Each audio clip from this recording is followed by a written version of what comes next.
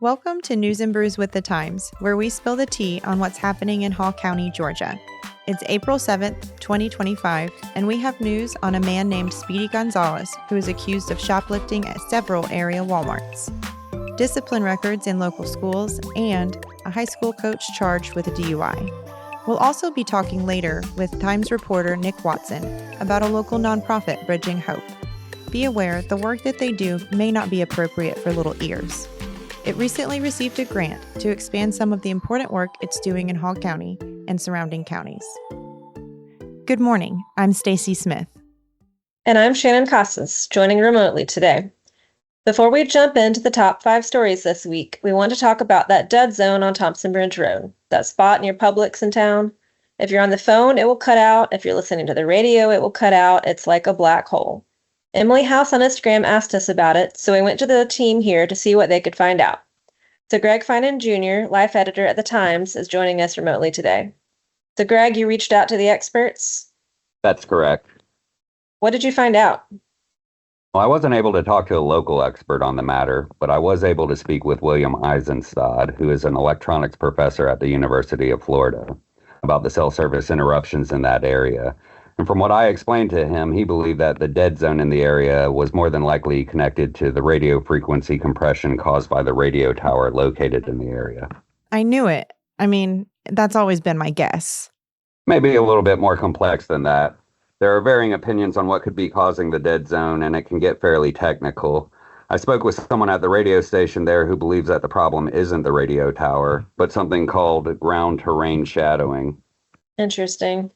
So varying opinions on the cause, but is there anything you can do about it? Unfortunately, not really. The professor basically said to just expect your service to be interrupted in the area. But if you're interested in learning more about the varying opinions and some of the more technical explanations of the issue, you can read my article at thegainesvilletimes.com. Thanks, Greg. Really appreciate you looking into it for us. If you're curious about something, we'd love to hear from you. Shoot us an email at podcastadmin@gainesvilletimes.com.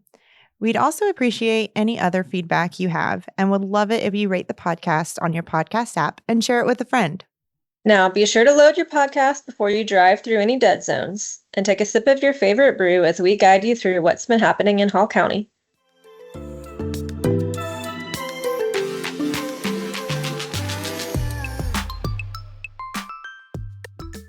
Tonight, county leaders will hear about a plan for a gas station and 2 restaurants that could be built near Sterling-on-the-Lake in South Hall. What will the restaurants be? We don't have word on that yet.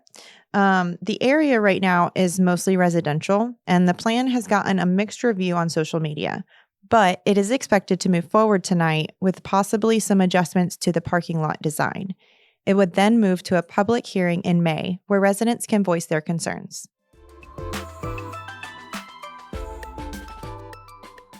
A man named Speedy Gonzalez has been accused of stealing more than $20,000 in merchandise from Walmarts across North Georgia. Speedy Gonzalez? Like the mouse?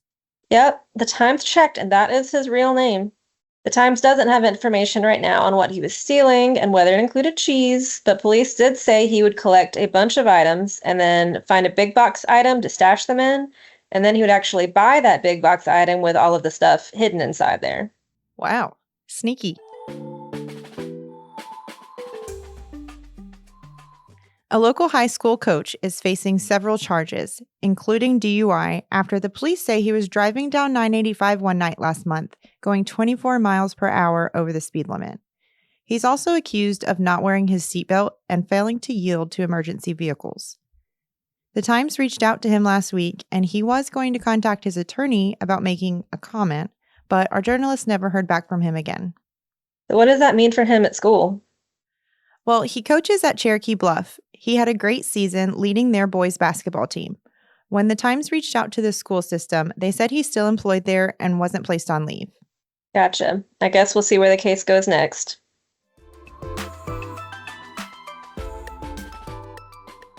The dining scene in Hall County was pretty busy last year, and the Times just put together a list of all the places that opened. In our print edition, the team puts out a special section called Progress every March, which includes updates on lots of ongoing projects in all kinds of areas, from healthcare to residential development to dining. So that piece is included there, but also available online. What are some of the top new restaurants? It's a pretty extensive list, 17 total, I believe. I like to eat in downtown Gainesville, so a couple of the notable ones for me are Centro and Sizzling Spices. I know you're down in South Hall, and Better Days was also on the list. I haven't tried there. That's actually a bar associated with Peyton's Pie Company, which I love for their pizza. If you love the craft brewery vibe, it may be worth checking out. So if you're looking for something new, that list is a great place to start.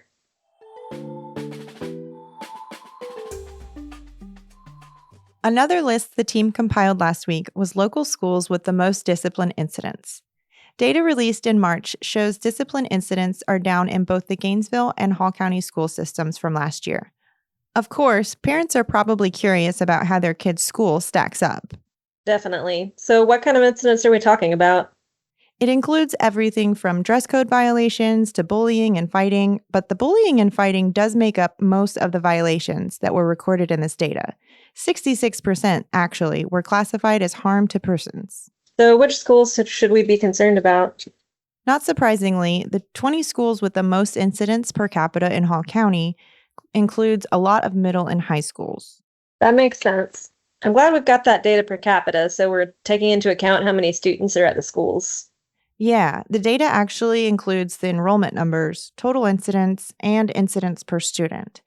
And I do want to point out, if you go check out these stories, there's been more context around what's on the list that's important to consider. I believe reporter Ben Anderson is planning to do some more reporting on this as well and has been in touch with the school system leaders about that. Want to keep up with the news more than once a week? Daybreak is a free email newsletter delivered every weekday morning. You can sign up for that or any of the Times' other email newsletters at GainesvilleTimes.com/newsletters. Joining us on the podcast today to talk about an upcoming story is reporter Nick Watson. He's working on a piece about a nonprofit in Hall County that just received grant funding that will help it do some really important work. The nonprofit is called Bridging Hope, but some people may still know it by Rape Response. They rebranded recently. Nick, can you tell us more just about what Bridging Hope does? Yeah, Bridging Hope helps anyone 13 and older who has experienced any form of sexual trauma. They have a crisis line and support groups, but they also really come alongside survivors in their cases against their abusers, including providing forensic medical exams and accompanying them throughout their court proceedings. That whole process must be so difficult. I know we've always heard just about how hard it is for victims to even come forward at all, and it can often be years later. Yeah, that's right. Of course, to build a strong case against their abuser, any physical evidence that they can collect is going to be vital, and that's what this grant is going toward. They'll be able to expand services. They'll be able to be 24/7 and pay contract nurses to come in when there is a need. And they're looking for evidence of strangulation when they eventually do go to court, if that's what the survivor chooses. And how common is that in these cases? So I had some very interesting stats when I talked to Janie Steckenreiter, who is the forensic nursing program director at Bridging Hope. She told us about how there's less than 50% of victims that are suffering strangulation will have any sort of physical injuries. And something that I hadn't even considered is that most of the blood flow to the brain comes up through the carotid arteries in your neck. And within 6 seconds of loss of blood flow to the brain, you can lose consciousness. And it takes less than 11 pounds of pressure, which is less than what you need to open a can of soda. Here's a clip from our interview with Janie. And anytime we get to that point of unconsciousness, you are losing brain cells by the second, which has, as you can imagine, over time, kind of a compounding effect.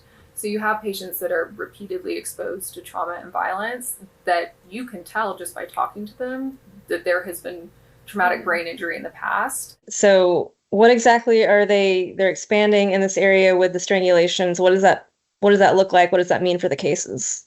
So they do, just like a sexual assault nurse examiner exam, they are doing like a head to toe examination. They do medical history, they do history of abuse, and they can then recommend the person for further examination or imaging with a follow-up physician. But ultimately, that exam and their expert testimony is very important for when the case goes to trial to explain why someone who has been abused might stay with their abuser, and why does this not look like what I would imagine? Like there's not always going to be a handprint on the neck that you would expect in a case like this with strangulation. How long, like after that incident happens, can they still find that evidence of strangulation? Do you know? So for this pilot program, they're only doing it for 2 weeks out from the incident, but the nurses at Bridging Hope have been doing them up to a year later, because you can still suffer a stroke up to a year after a traumatic incident like this. So strangulation can lead to a stroke later? Yes, because when they do the exam, they are looking at cranial nerve trauma. Some of the common signs and symptoms are like loss of taste, loss of smell, loss of balance. They're looking for any sort of trauma and symptoms of strangulation that might lead to any subsequent long-lasting medical effects. Gotcha. Yeah, that sounds really valuable. Look for that story this week. And we've got the link to the nonprofit's website in the show notes. Their 24/7 crisis line is 770-503-7273. Thanks, Nick. That's definitely some valuable information. Thanks, everyone, for listening. You can learn more about any of the stories we've talked about today at the link in our show notes. Join us again next week.